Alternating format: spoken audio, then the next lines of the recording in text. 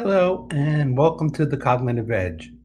I am Dr. Daniel Sable, and this is where we examine the difficult questions shaping education, uh, technology, um, teaching, and libraries. Today I want to discuss the question that sounds simple at first, but becomes much more complicated and much more deep as we examine it a little bit longer than most of us would. So basically, it's should school districts have the same policies across the board? So if you go to school district A and B, they should be exactly the same or similar. Same thing as if you go to a Florida school, should it be the same as New York?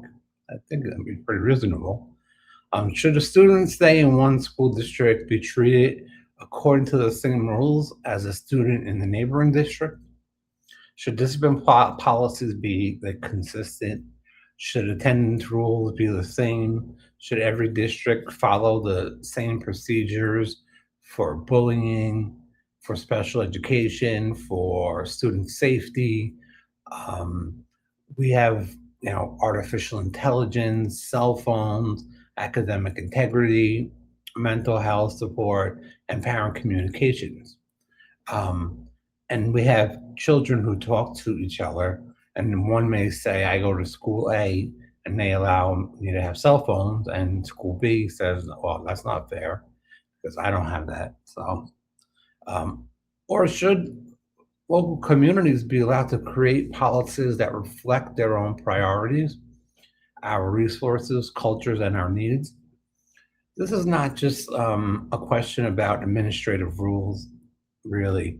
It's a question about fairness, local control, professional judgment, student rights, and the purpose of public education, really.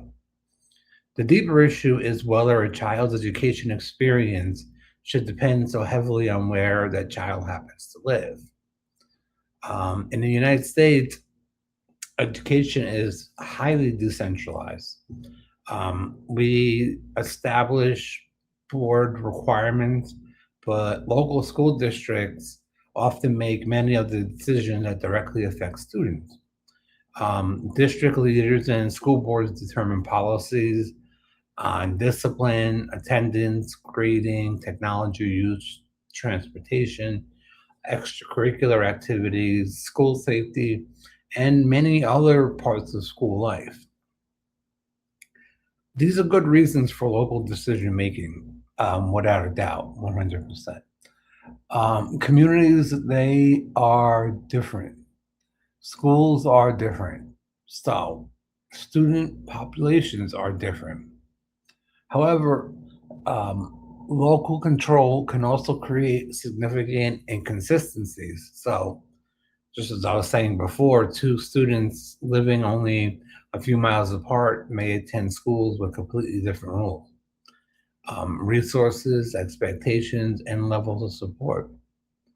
One district may emphasize restorative practice when a student breaks a rule, while another may rely heavily on suspension.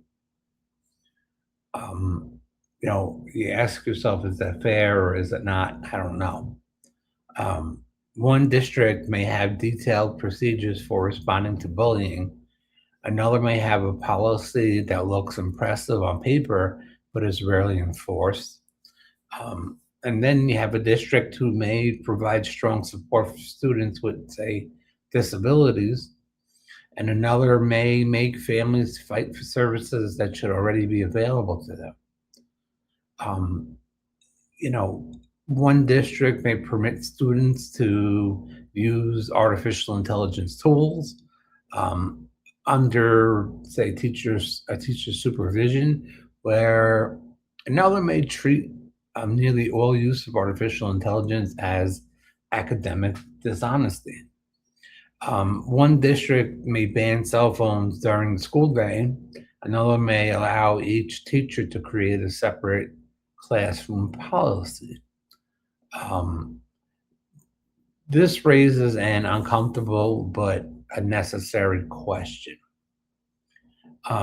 How much educational inequality are we willing to accept in the name of local control?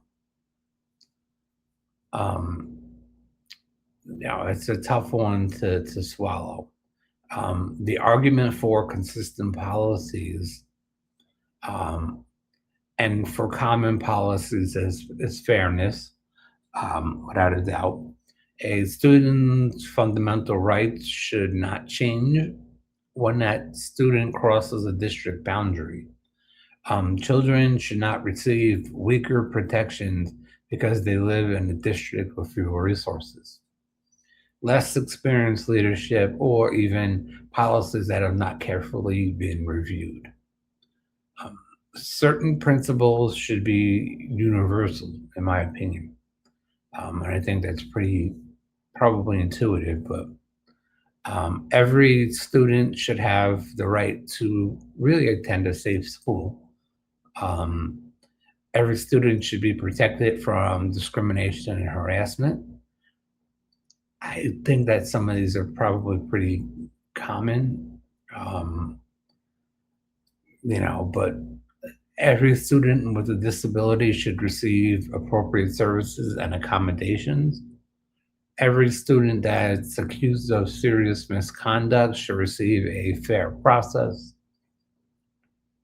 And every family should be really informed about important decisions affecting their child. Um, the decisions that do affect your children, they can affect them forever. If there's a mark put on their transcript, or you don't know. But every student should really have access to meaningful learning opportunities. These expectations should not depend on a zip code. Um, when major policies vary dramatically, fairness can become very inconsistent. The same behavior can produce really completely different consequences depending on the district. So imagine two students who commit the same relatively minor offense. In one district, the students meet with a counselor, reflect on their behavior, possibly pair the harm, and return to class with support. In another district, the student may be suspended for several days for the same thing. The behavior is exactly the same, but the response is not. Now, that differ matters because school discipline really can affect attendance, academic progress, relationships with teachers, mental health, and really a student's long-term connection to education. Um, this is so important now, our students connecting to education. Is it reasonable for communities really to have some flexibility, but when consequences are dramatically different for similar conduct, we must ask whether the system is truly fair? I mean, consistency really is especially important when policies involve vulnerable students. A student with an individualized education program should not receive strong support in one district and inadequate support in another. Um, a student that's experiencing bullying should not receive immediate protection in one school, but indifference in another. It's kind of not fair. A child experiencing anxiety or trauma or behavioral crisis should not be treated as a problem simply because one district lacks the staff or policies necessary to respond appropriately. Local variation should really never become an excuse for neglect. The problem of the zip code Public education is supposed to create opportunity, yet in practice, educational access is often closely connected to geography.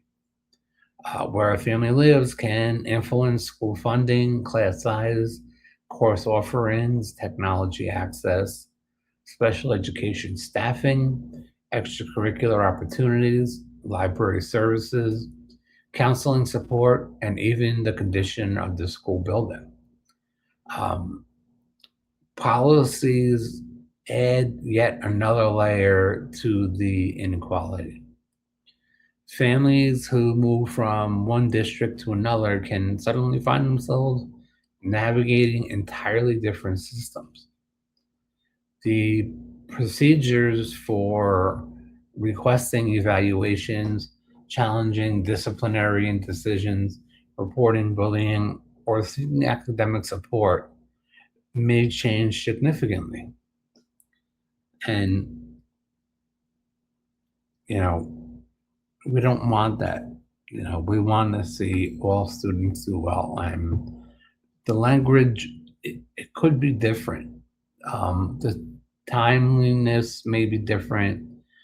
The people responsible may be different. The level of transparency may be different. Families with professional experience, time, financial resources, and confidence may be able to navigate these systems. Other families may not know what questions to ask or what rights they have.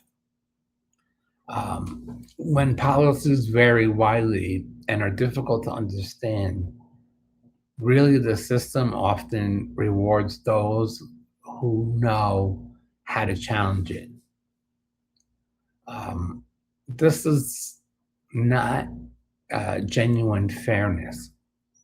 A public school system should not require every family to become an attorney or a policy analyst and an investigator simply because they want to make sure that they've secured appropriate treatment for their child.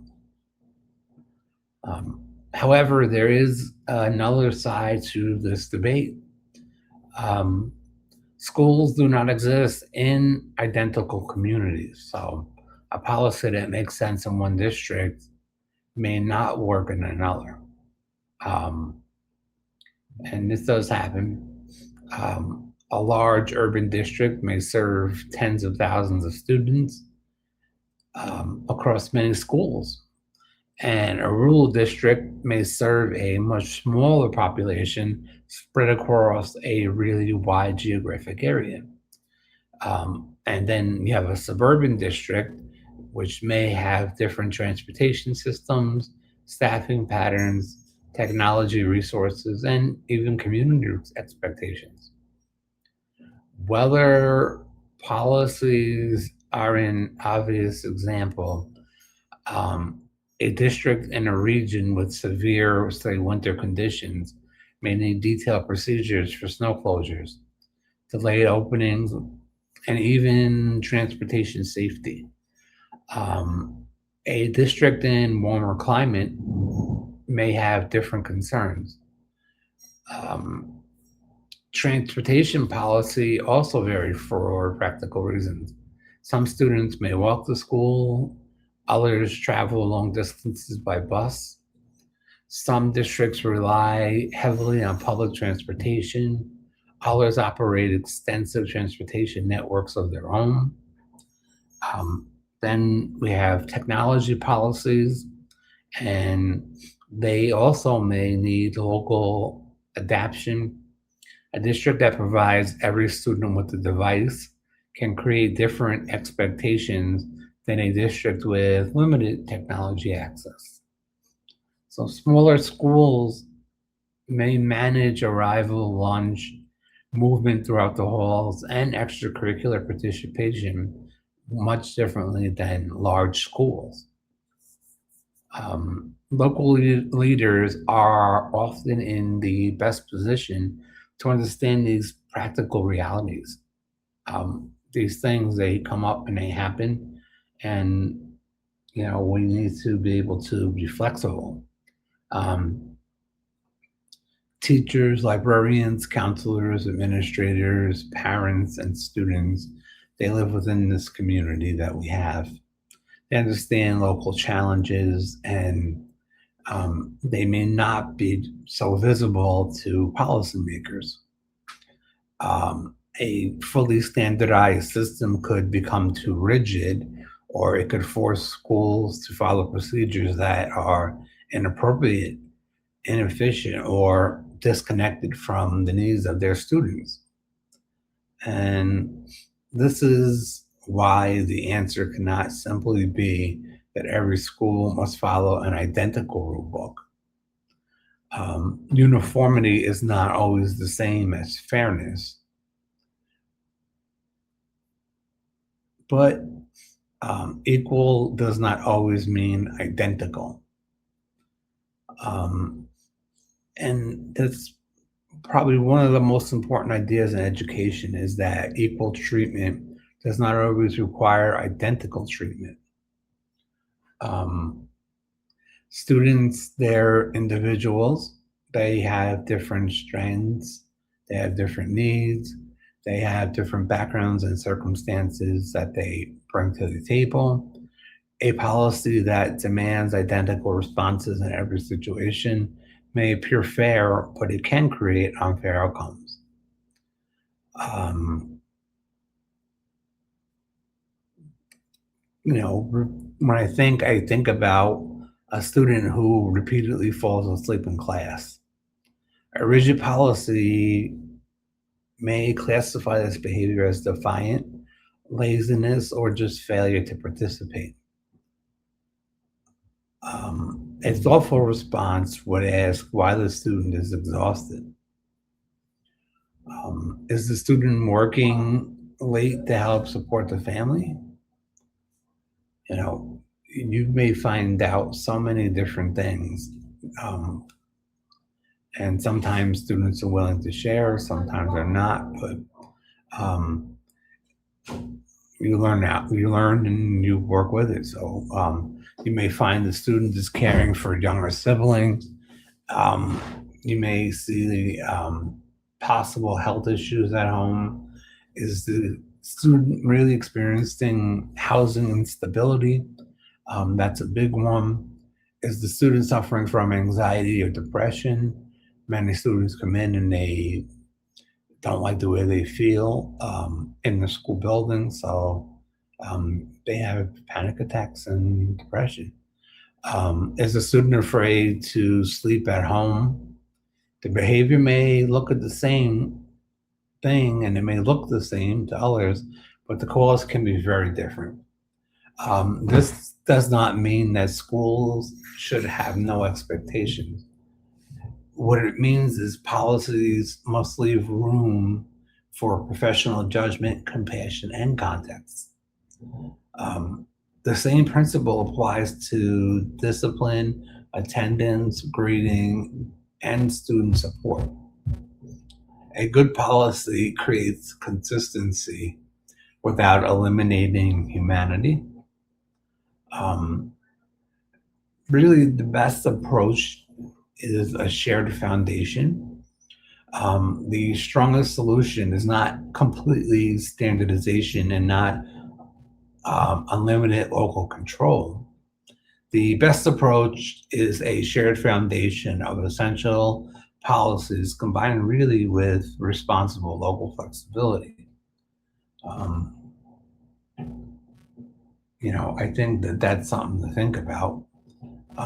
States really should establish clear minimum standards in areas involving student rights, safety, civil rights, special education, disability accommodations, bullying, harassment, discipline, due process, academic access, student privacy, family notifications. Every district should be required to meet these standards. Districts should not be permitted to offer weaker protections simply because local leaders prefer a different approach or because the district has historically done things a certain way. It may be time to change. Um, at the same time, districts should be allowed to build upon those standards and really adjust procedures to fit local circumstances. Really, the key is between principles and procedures. The principle should be consistent. Every student should have the right to be safe, um, and that should be across the board. The local procedure may vary. Districts may organize safety teams differently, um, but the principle should be consistent. Bullying complaints must be investigated promptly and fairly. No ifs, ands, or buts. The local procedure may vary. Districts um, may assign different staff members to conduct these investigations. So they may have committees or boards that are internal to the school. The principal should really be consistent. Students with disabilities must receive legally required services and meaningful access to education. The local procedure may vary. Districts may organize services delivered based just on staffing and school structure. Um, the principles should be consistent. Discipline must be fair, proportionate, transparent, and educationally sound. The local procedure may vary depending upon the student's age, the seriousness of the conduct, and the resources available. Um, this model, it really does provide protection to the students while also respecting community differences. Um, you know, School discipline is also one of the areas where policies um, can differ and have the greatest impact. Suspension is often used because it appears decisive. A student breaks a rule, the student is removed, and the school can say the action was taken. Um, but removal is not the same as resolution. Um, Suspension may temporarily remove the behavior from the building, but it does not necessarily teach the student how to make a better decision. It may not address the reason the behavior that occurred. It may not repair damaged relationships. It may not make the school safer in the long term. There are situations in which removal is necessary, especially when a student presents an immediate threat. Schools must protect students and staff without a doubt. That's 100%. That's what comes first is safety. However, suspensions, they should not become the automatic response to every conflict.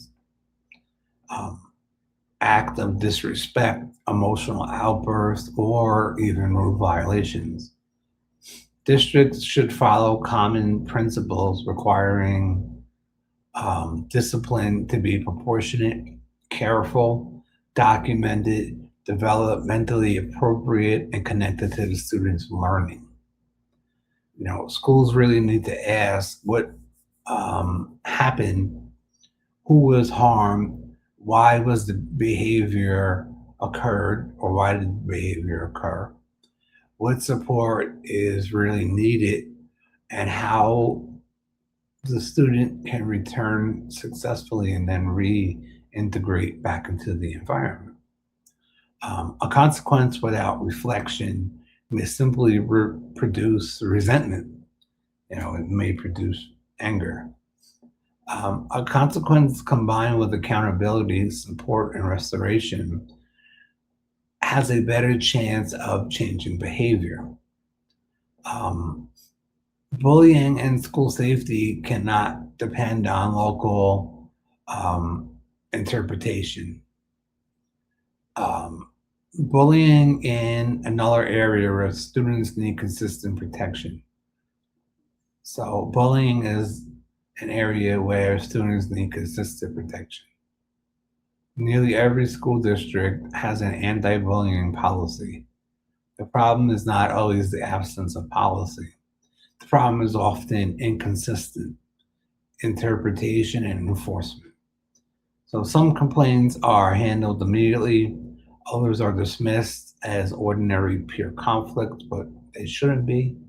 Some students are believed, others are told to ignore the situation. Some school communities, they clearly communicate with families. Others provide vague answers and avoid explaining what actions were taken.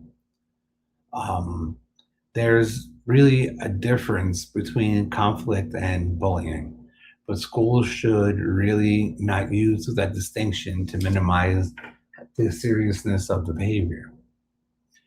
Um, threat, um, Threats and repeated harassment, intimidation, physical aggression, cyberbullying, social targeting, they all require thoughtful intervention.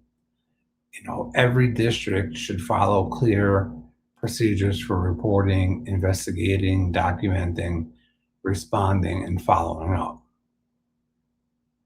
Um, Most importantly, schools should evaluate whether the student feels safe after the intervention or um, would closing the investigation um, really is not the same as solving the problem. It's just trying to brush it off, I guess. School educational policies require strong oversight. Um, they require 100% strong oversight.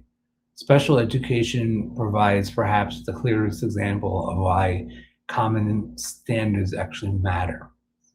Federal and state law establishes rights for students with disabilities, yet families often report very different experiences depending upon the district, school, and individuals involved. Some schools, they collaborate closely with families, they communicate openly, they provide evaluations promptly, they deliver required services, and they treat the student as a whole person. And that is just extremely important. Um, Other families encounter delays, incomplete information, defensive responses, inconsistent implementation, or pressure to accept solutions that really don't meet the student's needs. Um, and this variation is unacceptable.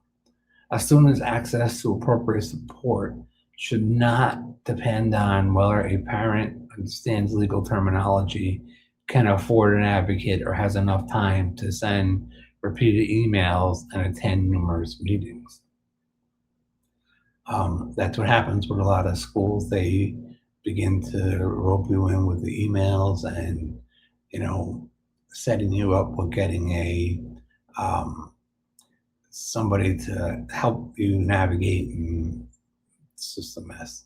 So districts, they need common standards for evaluation timelines, service delivery, progress reporting, family communications, behavioral support, transition planning, and student implementation of student plans. Um, Local flexibility should allow schools to design creative support. It should not allow schools to ignore obligation. Now, we have AI, which is growing rapidly, and it's another major area of inconsistency. Some districts have really embraced AI, artificial intelligence, as a learning tool. They're teaching students how to use it responsibly, verify information, protect privacy, cite sources, and understand its limitations. Other districts have focused primarily on prohibition. Um, the result is confusion, and I could see why. Um, a student may use an artificial intelligence tool for brainstorming in one classroom and be accused of cheating for the same behavior in another. Um, you know, we need to kind of all come down to the same page. Um, teachers, when we know this, receive little guidance, so they're left to flounder. And I'm not sure if they're the ones who should be making these decisions, but students may not know where the boundaries are. Families may receive mixed messages. Schools, they really need shared principles for artificial intelligence use. Students, they should not submit machine generated work as though it were their entirely, their own. They should really disclose meaningful use of artificial intelligence. They should verify information rather than trust in generated responses. They should protect personal and confidential data. They should understand that artificial intelligence can produce errors, bias, and also fabricated information. However, schools should also recognize that artificial intelligence is becoming part of higher education, employment, research, communication, and everyday life. Simply banning it does not prepare students for the future. Um, a strong policy should distinguish between replacements and support. Artificial intelligence should not replace student thinking. It can, however, support brainstorming, feedback, accessibility, language development, research planning, and revisions when used responsibly. And I think that's the key word, is responsibly. Um, common guidance would help teachers and students navigate this shift more confidently, I think. So having better plans and so forth. Um, cell phones and their policy reveal limits of inconsistency. Cell phone policies have become another source of disagreement. Some districts have implemented full day restrictions. Others allow phones during lunch or passing periods. Some leave the decision to the individual teachers. Every approach has advantages and disadvantages. Um, phones, they can really distract students badly. They interrupt learning, they contribute to cyberbullying, and they make it difficult for students to engage fully in class. I've seen students texting each other in the classroom things, and it was creating such a disruption that it was hard to bring the students back. So all kinds of things can happen. But at the same time, families may want direct communication during emergencies. Students may use phones for accessibility, transportation, scheduling, translation, or even health related reasons. A common policy should establish the general expectations that personal devices should not interfere with learning. Districts should then be able to create practical procedures based on age level, school structure, and community needs. The worst approach is inconsistency within the same school. When every classroom has a different rule, teachers spend valuable time enforcing conflicting expectations, and students learn to test boundaries. Clear policies, they reduce conflict. They, um, in a way, really must be also understandable. So Even the best policies sometimes is really ineffective if families and students, if they cannot understand it. So school policies are often written in dense administrative or legal language. They may be buried in large handbooks or scattered across district websites. Um, Families should not need to search through dozens of pages to determine how to report a problem or appeal a decision. Um, every district should publish clear, accessible explanations of major policies. Families should know what the rule is, why it exists, who is responsible for enforcing it, what happens when it is violated, how decisions can be challenged, and where support is also available. Um, we want to make sure that we have that hook in place so we don't lose the student. Policies should always be available in the languages commonly spoken within the school community. Accessibility matters as well. Documents should be compatible with screen readers and other assistive technologies. And they should be transparent. Is really not a favor to families. We need to also remember that. It's really part of public accountability. Um, Policies without enforcement is like theater. Schools frequently have excellent policies on paper, um, but the handbook or promises safety, respect, inclusion, communication, and fairness. But a policy is only as strong as its implementation. A district may claim to value parent engagement while really making it difficult for parents to receive answers. A school may promote restorative practices, but continue relying almost entirely on punishment. A district may describe itself as inclusive, while students with some disabilities struggle to receive accommodations.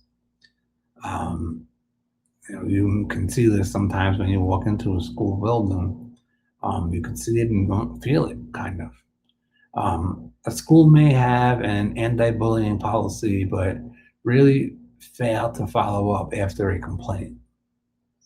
Um, when there is a gap between written policy and actual practice, trust immediately collapses. School leaders must regularly examine whether policies are being implemented consistently. Um, they should review discipline data, attendance patterns, student complaints, academic outcomes, special education compliance, and family feedback. These are just, the most important.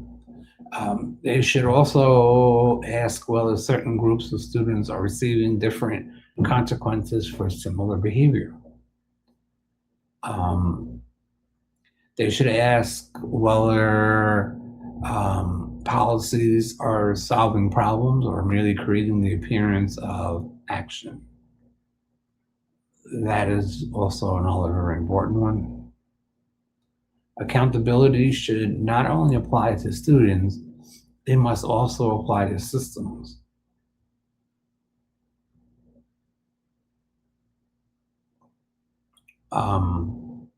Teachers and librarians, they must have a voice. Policies are often created by people who are far removed from daily classroom life. With that said, teachers, librarians, counselors, paraprofessionals, and school psychologists, nurses, and other school professionals see how policies work in practice. and they know which rules are clear and which create confusion, because they're in there, as the policy is being implemented. They know which procedures support students and which consume time without improving outcomes. They know when a technology policy is unrealistic, when a discipline policy escalates conflict, and when a student support process has become too bureaucratic. These professionals should have a meaningful role in policy development and review. School librarians are especially valuable in discussing involving intellectual freedom, student policy, student privacy, digital citizenship, information literacy, artificial intelligence, access to resources, and also technology use. Teachers, they understand instructional realities. They really are right in the middle of it. Counselors and psychologists understand student development and mental health. Families, they really understand their children, and students, they understand how policies actually feel and function from the receiving end. So this has been a wonderful conversation with you all. Remember, good policy is not created in isolation. It emerges from informed discussion among the people most affected by it. And we keep in the back of our heads that student voices matter as well. I'm Dr. Daniel Sable. Thank you for listening to The Cognitive Edge, and have a great day. Bye-bye.